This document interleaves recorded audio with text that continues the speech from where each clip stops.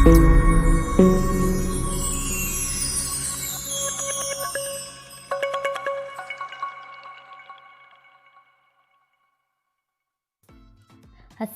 Alaikum. Hi everyone. Welcome to Lighting Samayal. இன்றைக்கி நம்ம கிச்சனில் எந்த ரெசிபி பார்க்க போகிறோம்னா ரொம்பவே ஸ்வீட்டான ட்ரெடிஷ்னல் பிரேக்ஃபாஸ்ட் ரெசிபி தாங்க பார்க்க போகிறோம். இது பிரேக்ஃபாஸ்ட்டாகவும் சாப்பிட்டுக்கலாம், ஸ்நாக்ஸாகவும் சாப்பிட்டுக்கலாம். சூப்பரான பால் கொழுக்கட்டை தாங்க பார்க்க போகிறோம். வீடியோக்குள்ளே போகிறதுக்கு முன்னாடி என்னோடய சேனலுக்கு நீங்கள் ஃபஸ்ட் டைம் விசிட் பண்ணுறதா இருந்தால் மறக்காமல் சப்ஸ்கிரைப் பண்ணுங்கள்.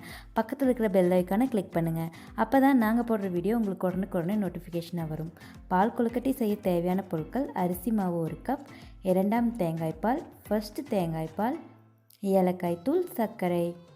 பேனில் 1 கப் அளவுக்கு அரிசி மாவு எடுத்துருக்கேங்க. 1.5 கப் அளவுக்கு தண்ணி சேர்த்திக்கிறேன். அரிசி மாவு நம்ம பத்திரி இடியாப்பத்துக்கு பயன்படுத்துகிற மாவு தாங்க எடுத்திருக்கேன். அதனால் ரோஸ்ட் பண்ணி தான் எடுத்திருக்கேன். தண்ணியோட அளவு அரிசி மாவு பொறுத்த வரைக்கும் மாறுபடுங்க. இப்போது இந்த தண்ணியில் தேவையான அளவு உப்பு சேர்த்திக்கிறேங்க. 1 டீஸ்பூன் அளவுக்கு நெய் அல்லது ஆயில் சேர்த்திக்கலாம்.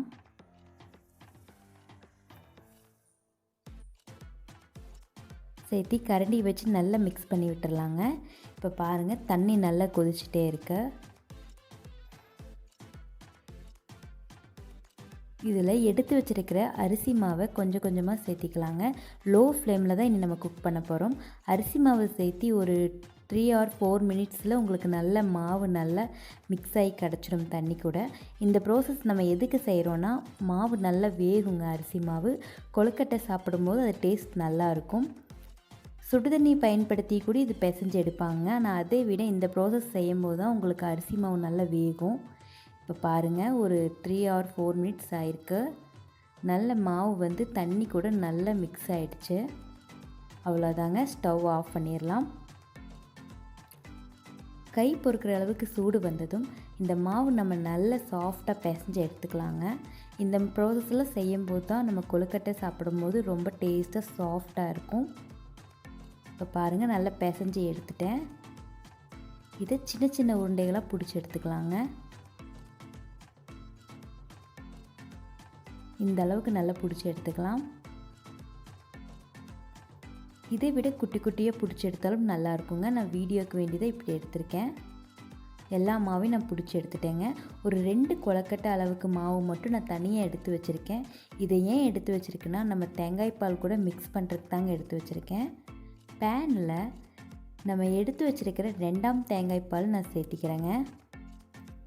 தேங்காய் பால் கொதிக்கணும்னுலாம் அவசியம் இல்லைங்க. ஒரு 2 or 3 மினிட்ஸில் நம்ம பிடிச்சி வச்சுருக்கிற கொழுக்கட்டையெல்லாம் இதில் சேர்த்திக்கலாம். தேங்காய் பாலில் கொழுக்கட்டை சேர்த்து வேக வைக்கும் போது அதோட டேஸ்ட் இன்னும் நல்லாயிருக்குங்க. தண்ணியில் கூட தண்ணி பயன்படுத்தி சுடுதண்ணி ஆக்கி கூட நம்ம வேக வைப்பாங்க. ஆனால் அதை விட இது ரொம்ப டேஸ்ட்டாக இருக்கும். 1 by 1 தாங்க நம்ம கொழுக்கட்டையை சேர்க்கணும். அப்படியே ஃபுல்லாக சேர்த்துடக்கூடாது. கொழுக்கட்டையெல்லாம் சேர்த்து ஒரு 2 மினிட்ஸ் கழிச்சு தான் நம்ம கரண்டியை வச்சு மிக்ஸ் பண்ணணும். பாருங்கள், நல்லா கொதிச்சுட்டே இருக்கு. இப்போ தேங்காய் பாலுக்கு தேவையான அளவு உப்பு சேர்த்திக்கிறேங்க. இது ரொம்பவே டேஸ்டான ஸ்வீட்டான ஒரு பிரேக்ஃபாஸ்ட் ரெசிபிங்க. கிட்ஸுக்கு இந்த மாதிரி செஞ்சு கொடுத்து பாருங்கள். கிட்ஸ் ரொம்பவே விரும்பி சாப்பிடுவாங்க. பாருங்கள் எந்த அளவுக்கு தேங்காய் பால் தண்ணியாக இருக்குன்ட்டு. இதை வந்து நம்ம கெட்டித்தன்மை ஆக்கிறதுக்கு தாங்க இந்த மாவு எடுத்து வச்சுருக்கோம். இதில் ஒரு 1/4 கப் அளவுக்கு தேங்காய் பால் சேர்த்து நல்லா மிக்ஸ் பண்ணி எடுத்துடலாங்க. இந்த மாதிரி மிக்ஸ் பண்ணி எடுத்துட்டு அதை வந்து நம்ம இந்த தேங்காய் பால் கூட சேர்த்திக்கலாம். கொழுக்கட்டையெல்லாம் ரொம்ப நேரம் வேகணும்லாம் இல்லைங்க. ஒரு 10லேருந்து 15 நிமிஷத்துலேயே நமக்கு இந்த ரெசிபி ரெடி ஆயிரும். கொழுக்கட்டையெல்லாம் நல்லா வெந்துடும். இப்போ தேவையான அளவுக்கு சுகர் சேர்த்திக்கிறேங்க. எனக்கு ஒரு 50 கிராம் சுகர் தான் நான் சேர்த்திருக்கேன்.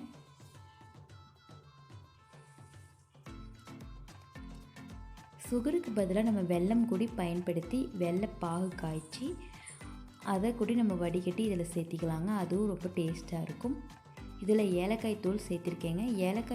ஏலக்காய் கூட சர்க்கரை சேர்த்தி நான் பொடிச்சங்காட்டி அது ஒயிட் கலராக இருக்குங்க ஏலக்காய் தூள். இப்போ பாருங்கள் எந்த அளவுக்கு நல்லா கெட்டியாக இருக்குன்ட்டு. இந்த ஸ்டேஜில் நம்ம எடுத்து வச்சுருக்கிற ஃபஸ்ட்டு தேங்காய் பால் சேர்த்திக்கலாங்க.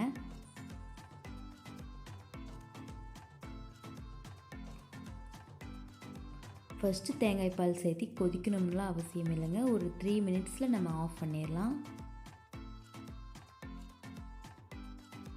பாருங்கள் எந்த அளவுக்கு சூப்பரான ரிச்சான பால் கொழுக்கட்டை ரெடி ஆயாச்சு. எந்த அளவுக்கு கெட்டியாக இருக்குன்னு பாருங்கள். அந்த கொழுக்கட்டையெல்லாம் தேங்காய் பால்லையே ஒரு 10 நிமிஷம் வேகணுங்க. அப்போ தான் ரொம்ப டேஸ்ட்டாக இருக்கும். நான் புது வீடியோ நிறைய அப்லோட் பண்ணுறேன். உங்களுக்கு என்னோடய வீடியோலாம் பிடிச்சிருந்துச்சுன்னா என் சேனலை லைக் பண்ணுங்கள், ஷேர் பண்ணுங்கள், லைட்டிங் சமையலை சப்ஸ்கிரைப் பண்ணுங்கள். மறக்காமல் பக்கத்தில் இருக்கிற பெல் ஐக்கானை கிளிக் பண்ணுங்கள். ஓகே ஃப்ரெண்ட்ஸ், லைட்டிங் சமையலை வாட்ச் பண்ணதுக்கு நன்றி. தேங்க்ஸ் ஃபார் வாட்சிங்.